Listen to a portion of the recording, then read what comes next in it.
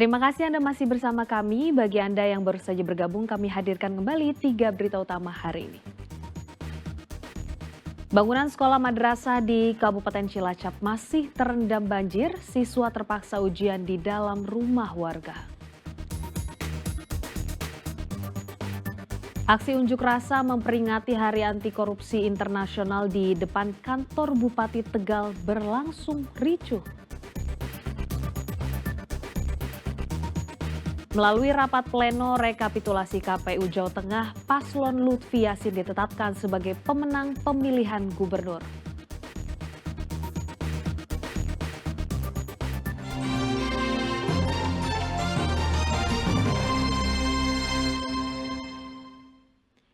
Hari Anti Korupsi Sedunia diperingati mahasiswa di Tegal dengan menggelar unjuk rasa di depan kantor Bupati.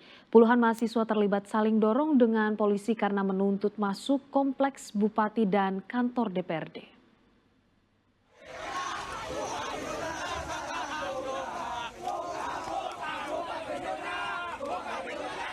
Saling dorong antar puluhan mahasiswa dengan polisi terjadi di depan kompleks kantor Bupati dan DPRD Tegal Senin sore.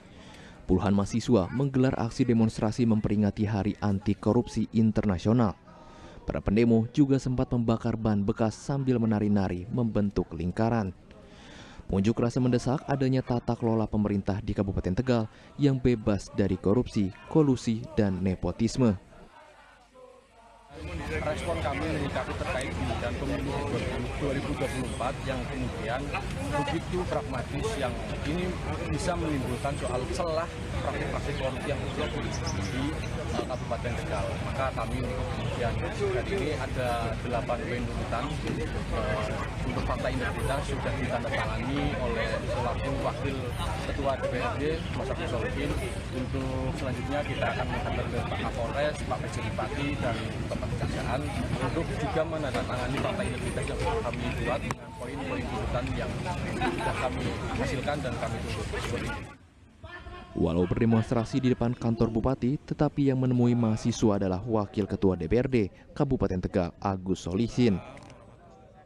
Beberapa hal yang menjadi kegelisahan adik-adik kita, dan itu sifatnya adalah masukan-masukan untuk perbaikan tata kelola pemerintah ke depan, termasuk salah satunya isu-isu anti korupsi, kemudian perbaikan tata kelola pemerintahan, terkait dengan juga pengangguran, kemudian banyaknya investasi. Ya, diharapkan dengan semakin banyak investasi, tentu harapannya adalah angka pengangguran masyarakat Kabupaten Tegal semakin kecil atau menurun, dan insya Allah itu akan menjadi perhatian kita ke depan.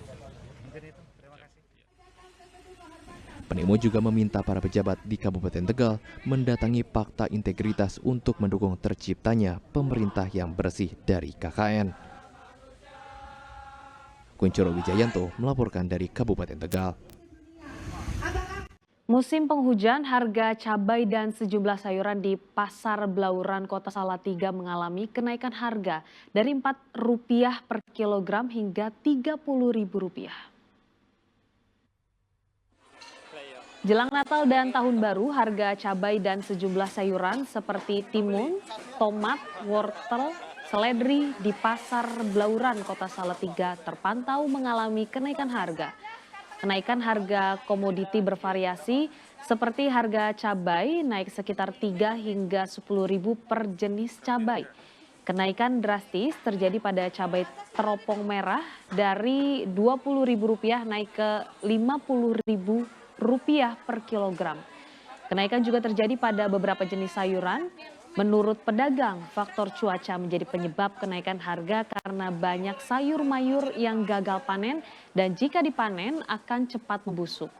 Kenaikan harga ini dikeluhkan pembeli karena terpaksa mengeluarkan uang lebih banyak. Keriting nyampe 25, tapi kalau rawit merah 28. Sebelumnya berapa tadi Pak yang rawit? Sebelumnya keriting sebelum ya sekitar 1 minggu yang lalu sekitar 15 keriting merah, tapi rawit merah sebelumnya sekitar seminggu yang lalu sekitar 20. Cabai yang busuk-busuk itu Pak, apa masih diminati pembeli, Pak? Ya ada, termasuk orang ya buat campuran toh Mas. Kan sekarang harganya kan hampir selisih separuh. Nasi bagus kan sekitar 28, nah yang termasuk BS itu kan hanya sekitar 15-12. Cuma naik Mas. Ya. Timun 10.000, tomat 18, teropong 50. Sebelumnya 25. Terus timun 10.000. Sebelumnya 6.000. Tomat 18, sebelumnya 5.000. Barang langka ya Mas. Sekarang barang susah, Mbak. Stok. Hujan juga Hujan.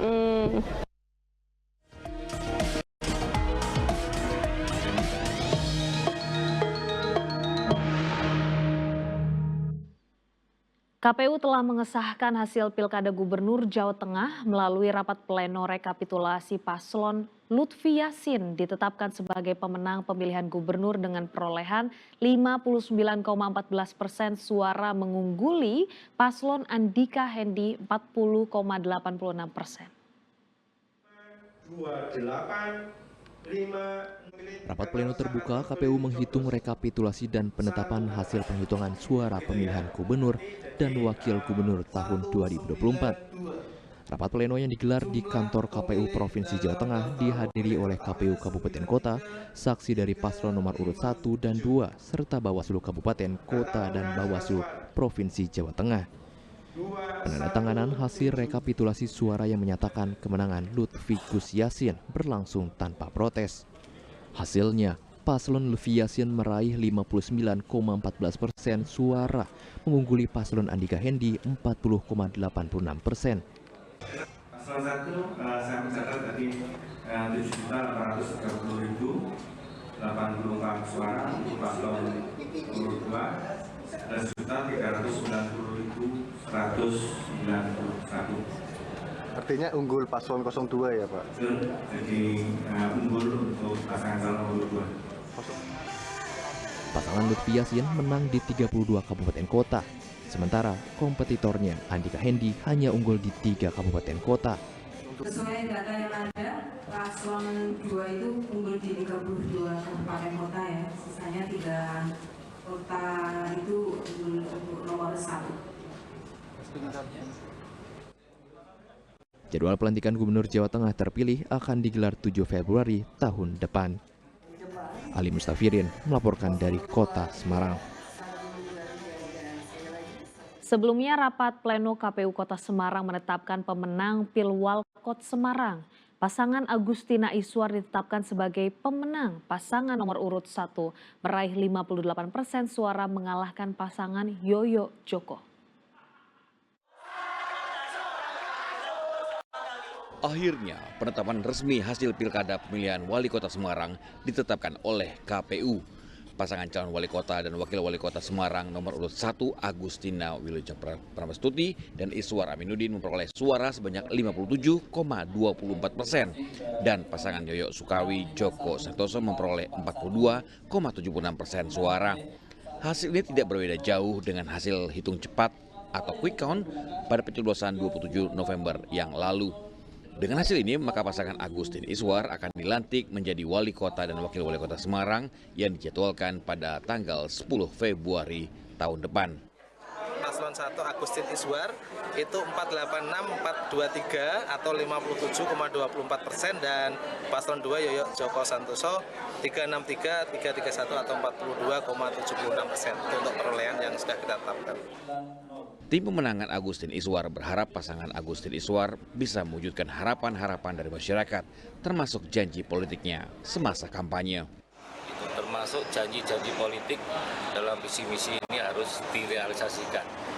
Dan yang utama adalah 25 juta per tahun per RT itu harus segera direalisasikan pada tahun 2000. Pemilihan Wali Kota Semarang mendapatkan perhatian masyarakat setelah Majelis Ulama Indonesia MUI Jateng mengeluarkan fatwa untuk memilih calon yang seakidah. Belakangan, fatwa ini dicabut setelah menuai kontroversi di masyarakat. Ali Mustafirin melaporkan dari Kota Semarang.